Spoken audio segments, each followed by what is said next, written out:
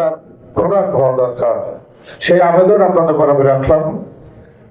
অন্যান্য যে সকল লাভবান উন্নয়নের যে উদ্যোগ আমরা গ্রহণ করব, যেহেতু জাতীয়তাবাদী দল বিএনপি সরকার ক্ষমতায় আছে এবং সেই দলেরই সভাপতি হিসেবে আমি দায়িত্ব পালন করছি, একই সাথে এখানে জামাত ইসলামের নির্বাচিত সংসদ সদস্য আছেন, নির্বাচিত হয়েছেন। তাহলে দুটি রাজনৈতিক দলেরই ভূমিকা এখানে থাকার একটা সুযোগ হয়েছে। সরকারি ভাবে এখন বিএনপি একটি ভূমিকা রাখতে পারবে, আবার স্থানীয় জাতীয় সংসদ সদস্য হিসেবে আমাদের নেতা জনাব আম্মান নাজির রহমান সাহেব ভূমিকা রাখতে পারবে।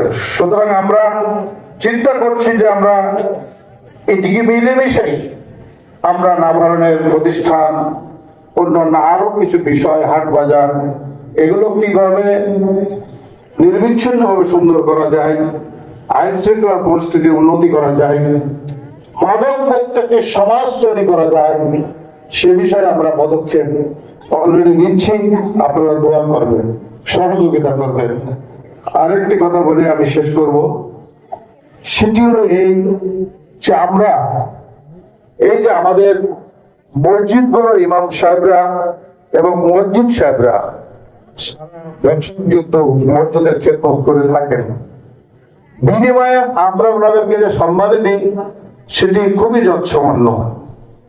অনেক মসজিদ ইমাম সাহেবদেরকে 5,000 বা 7,000 টাকার বেশি সম্মান দিতে পারে না।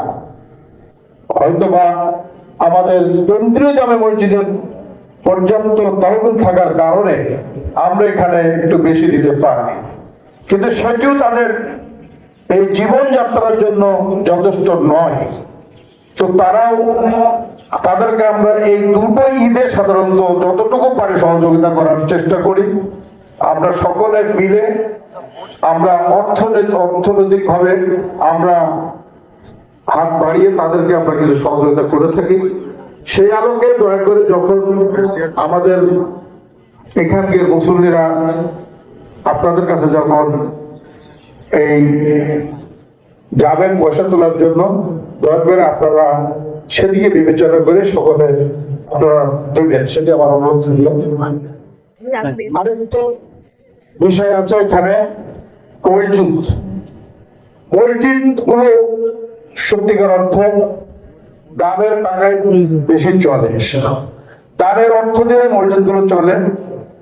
সরকারি অর্থ এগুলো মাঝে মাঝে পাই, মাঝে মাঝে সেটা বিশেষ প্রকল্প ভিত্তিক। তো মসজিদ গুলো তাকিয়ে থাকেন দুটি ঈদের দিনে বেশ কিছু পয়সা মসজিদের জন্য হবে। এবং আমি এটিও শুনেছি কিছু কিছু মসজিদ বলতে চাই যে এই কেন্দ্রীয় মসজিদ ঈদগাহ ময়দানে নামাজ পড়তে আসলে যে পয়সার ভাগ পাওয়া যায়, সেটি ওই মসজিদে নামাজ হলে সে যে পয়সা পাওয়া যায় তার তুলনায় অনেক কম। সেখানে